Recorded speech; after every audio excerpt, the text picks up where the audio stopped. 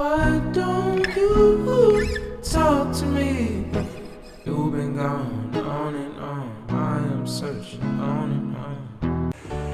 Good day everyone! My name is Zinian Kagaanan, and for today's video, I will share to you my opinions about the economic development here in our country, the Philippines. Without further ado, let's get started!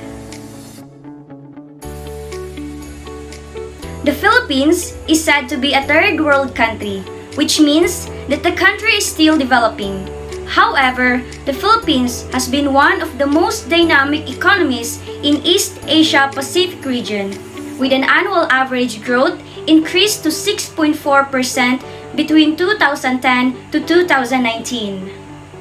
The Philippines' economic progress relies upon a strong consumer demand, a thriving labor market, remittances received from overseas, increased urbanization, a growing middle class, tourism, and a young population driving to the economic development in the country.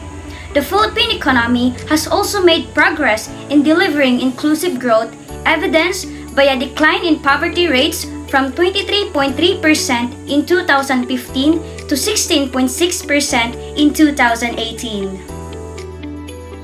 Furthermore, the Philippines has placed 106th out of 189 countries in the 2019 Human Development Report with a Human Development Index value of 0.712. The UNDP data showed that the country's HDI or Human Development Index has been steadily increasing since the first survey conducted in 1990.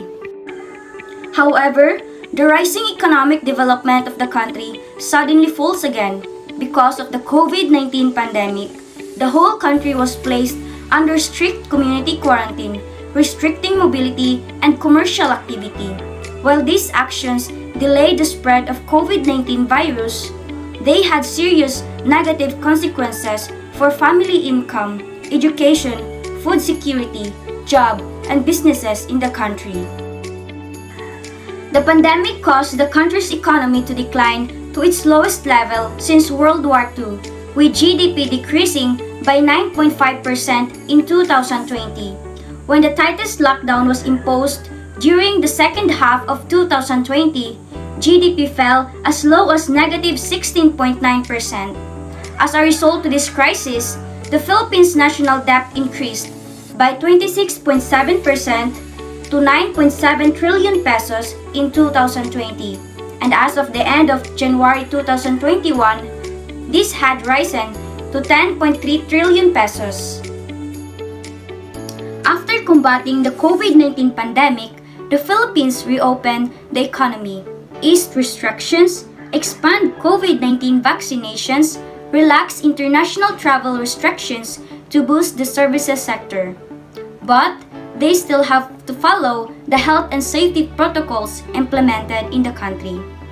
The Philippines' economic recovery is expected to gain traction this year and to the next years, underpinned by rising domestic investment and consumption as pandemic restrictions were eased, allowing more manufacturing and construction activities.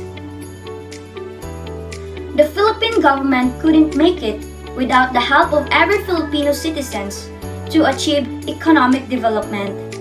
So, let us help one another to achieve prosperity, peace, and overall economic development here in our country, the Philippines. This is again your speaker, Zinian Kagaanan. Thank you for watching and have a great day.